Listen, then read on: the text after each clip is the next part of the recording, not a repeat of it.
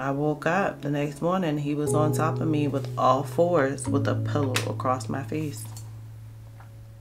He said, if you tell me the truth, we good. I said, okay. And then he pulled out a gun. He said, but if you tell me a lie, I'm gonna pull the trigger.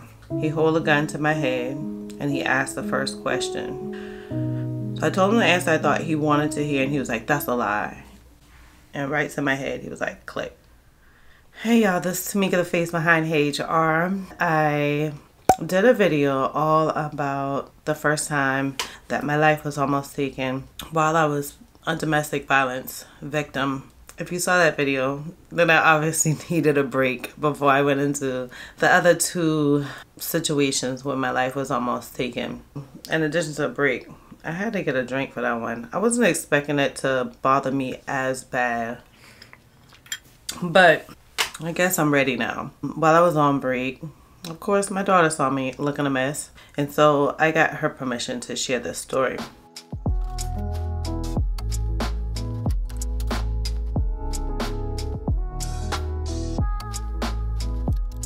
After that very first incident on his birthday, there were two other incidents. The second one was when I went to school after that whole situation. He was released from jail, and the domestic violence professional from the city, she linked me in with different resources at school. I started counseling there.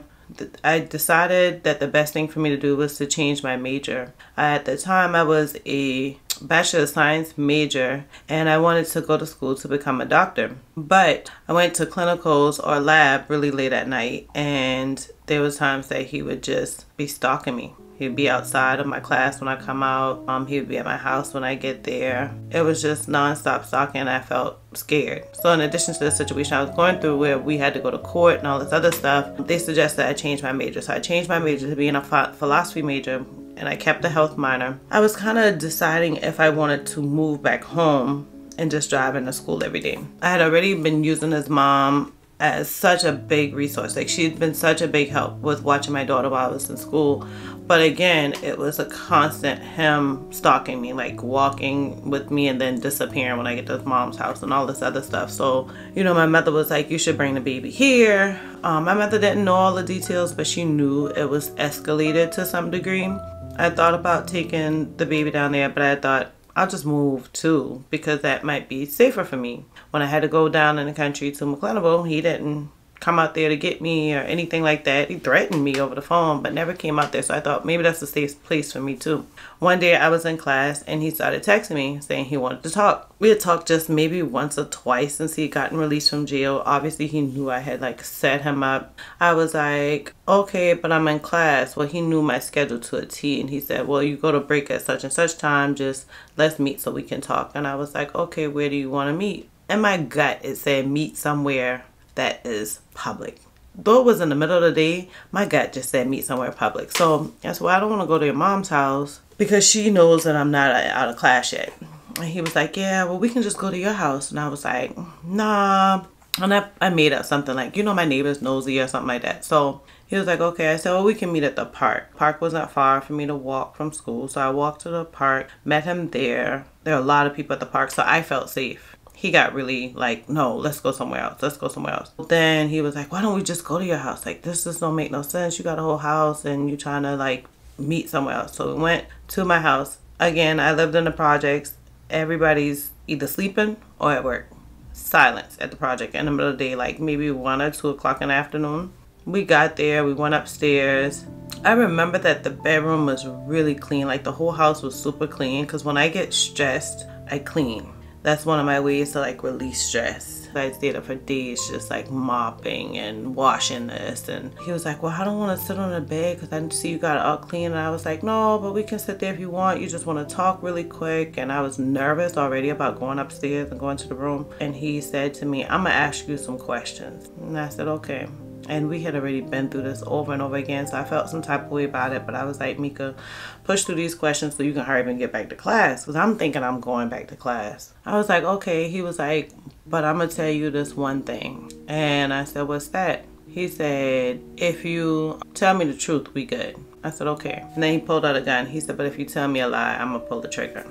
He held a gun to my head and he asked the first question. All of these questions were like jealousy related, like questions he had already asked me before. The first question, I remember that I told him a lie because I had already answered the question 1,000 times. I was like, okay, I'm gonna tell him what I think he wanna hear because I want to save my life. So I told him the answer I thought he wanted to hear, and he was like, that's a lie. And right to my head, he was like, click. So I realized, okay, it's not jam-packed with bullets because I'm still alive. But I wonder how many chances I got. 3 has always been a number for me. If something happened 3 times over and over and it's bad, I'm gonna change something. So I was like, okay, Mika, you gotta get this by the 3rd time. That's just me. That was just my idea. So that he asked me another question and I replied with the truth. And he was like, you lied. Gun straight to my forehead. He pulled the trigger again. I had always grown up in the church. We grew up in the church my whole life. We went to church even when I didn't want to go to church. But this is my first time experiencing like my connection with Christ outside of my home. Like the home I grew up in with my mom. And all I can think is my mom always say, baby, you know, Lord always listens, so just pray. So I got so nervous by the second question that I heard him ask me the 3rd question. But instead of replying to it and answering it, I just started praying. I started praying so hard and so fast that I started praying as if it was just me and God. And I remember saying things like, Lord, I've got this man in front of me who's losing his mind, trying to kick my life. I just pray that you touch him and clean his heart and da-da-da. And I just remember praying so hard. I remember feeling like I was praying like how my mother prayed, like really fast and like really comfortable. And I had never prayed like that before. But I felt such a connection with the Lord. I remember that as I'm going through the prayer, I'm getting more and more comfortable in the prayer. And I'm just like really pleading to the Lord to save my life, to rectify this issue, to make things good for both me and him and our daughter. Like, and my eyes were closed, right? Because I'm praying. And I told him to close his eyes. So like I could hear him start sniffling. Like I was like, oh my God, he's crying. And it caught me off guard. And the more I prayed, the more I can hear him cry. And the more I heard him cry, the more I felt I probably can get out of this situation, because I thought to myself, he's being vulnerable. And all I can think is this gun still at my head?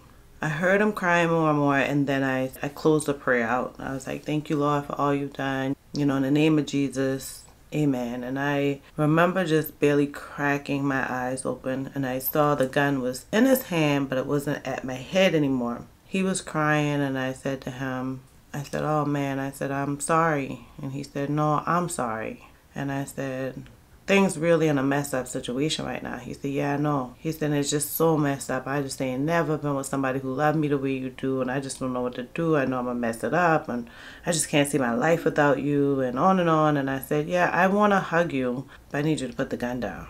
I said, I ain't comfortable with guns. At the time, I was not. And he put the gun down, and we sat on the bed, and we kept talking. And I said, I want to keep talking to you, because I couldn't get my mind off this gun, right? And I said, I want to keep talking to you, but I need you to do me a favor. I said, take the bullets out of the gun. I don't know nothing about no name of guns. I don't know. Anybody probably can put in the comments like what gun this was. But when he opened it, I could literally see that the bullet was the next round. I thought to myself, how can I get out of this? I got to get out of this house. I got to get out of here, because this dude was going to kill me. You know, we talked through all of the stuff we were going through at the moment. And I said to him, I said, let me ask you a question. He said, what's that? If you had pulled the trigger that 3rd time and I had died, what were you going to do? And he pulled more bullets out of his pocket, and he said, I was just going to pull the trigger to my head and kill myself too. I just told you I can't see life without you. I said to him, I said, okay, now I got to get back to class. I said, because they're going to start looking for me, because they know the stuff I'm going through right now with our situation. And he said, well, how do you know? And I said, because I went to school looking real bad. And so they started making me go to a counselor, and they started making me talk to all these people. And he said, oh, man. And I said, yeah, they don't want me around you. Police doesn't want me around you. I said, so if I miss class, they're going to come looking for me. And that's what saved me. None of that was going on at the moment. None of it. I thank the Lord that I thought about that to get out of there. I got out of there. The very last time that he attempted at my life was because at that moment I decided, as I'm going back to class, I was like, girl, you got to move. I had already woke up a different time at like 3 o'clock in the morning, and he was literally in the house, and I had already took the key from him. He like crawled up to the second floor, went through a really small window and crawled through. I still would know exactly where them projects at. I'll never forget 831 8 East Bay Street. And he crawled through, and at like 2 or 3 o'clock in the morning, I woke up to him just being in the house looking at me. That happened on a whole separate time, so I decided, okay, it's time for me to move. I got to get out of here. And at the same time I decided I was moving, I ended up getting a job where I was working at a grocery store making $7 an hour, and I had got a job at the call center making $14 an hour. So I was like, all right, I'm good. I got money now. I can afford to move. I went to go and like move everything out and file out of the apartment, and they said to me, well, why are you moving? I was too scared to tell them that I was scared of him. I said, well, I got a better job, and I know y'all are going to make my rent go up. And they were like, yeah, but you can just pay for that rent. Like, you can tell he wasn't trying to talk me into staying there. He was trying to pull it out of me. Like, why was I really moving? And I finally said to him, I said, well, this was supposed to be a temporary place, a stepping stone, never a place I live for forever.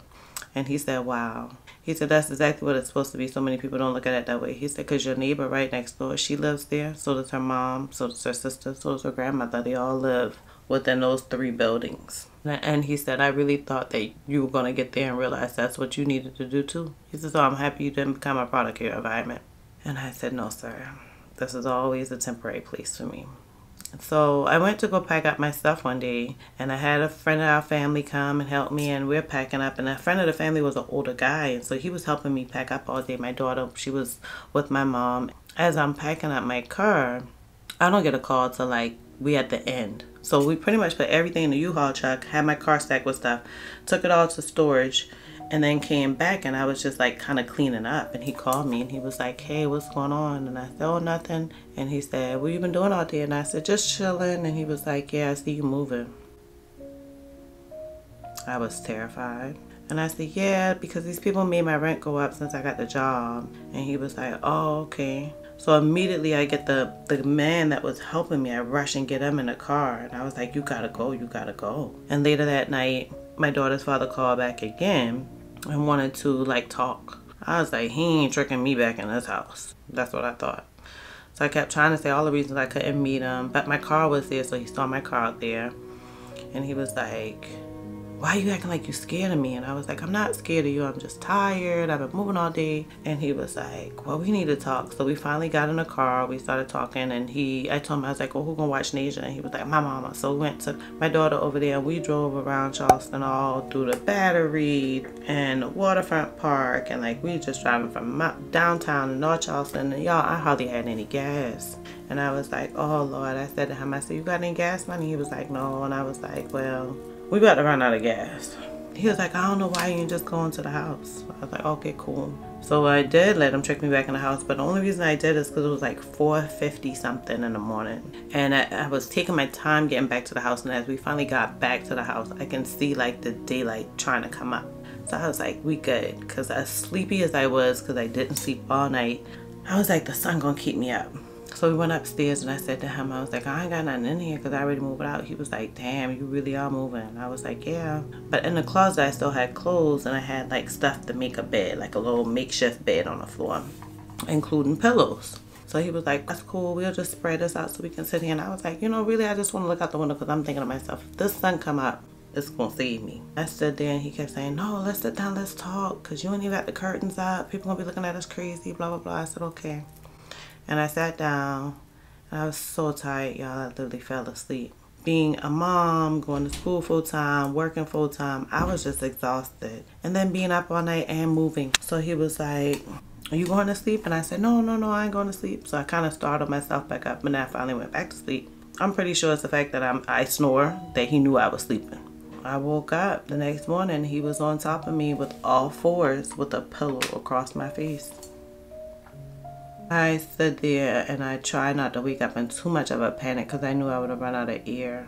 And I tried not to scream because he said, be quiet, don't say nothing. When he upped the pillow to like peep at me, I can kind of see that it's turning daylight. He put the pillow right back down. When we were growing up, we used to have a pond by my granddaddy house, my step granddaddy. But it was like a real murky pond. It was black, like nasty. You couldn't see through it. We used to play in that pond when we was little. but it was a deep pond, and my granddad used to always say, don't play in that pond, don't play in that pond. But we were playing a pond, and I remember when we used to play like, who gonna stay under longer? So I just imagine myself being in that black murky pond, because that pond used to be so dark we keep our eyes closed while we underneath the pond, under the water. And I remember that I won a couple times when I played with my sisters, so I just closed my eyes and kept thinking I'm in the pond by my granddaddy's house, just so I can not breathe and like not die. He upped the pillow and he was like, you ain't dead, bitch, you playing. And he threw the pillow back down, but right before he put the pillow all the way down, I grabbed some more air. And this time he held it longer. I held my breath so long that when he upped the pillow, I just kept holding my breath as if I was dead.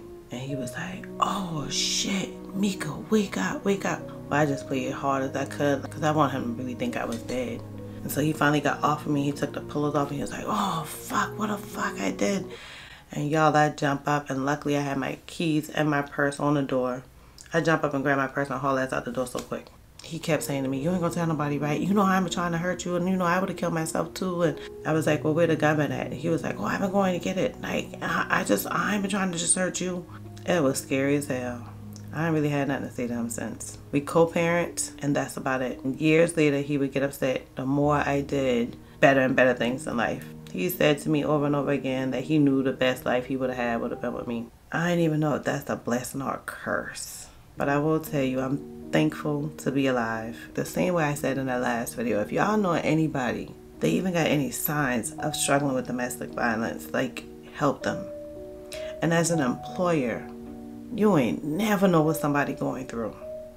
So don't think just because they didn't finish your output for the day, or that they're coming into work late, or that they calling with a lot of excuses makes them a bad employee. Verify they're a bad employee before you just be ready to fire them. Luckily, I didn't have that situation going on, but I'm so thankful for my career where I can identify that for others and help them. And I have.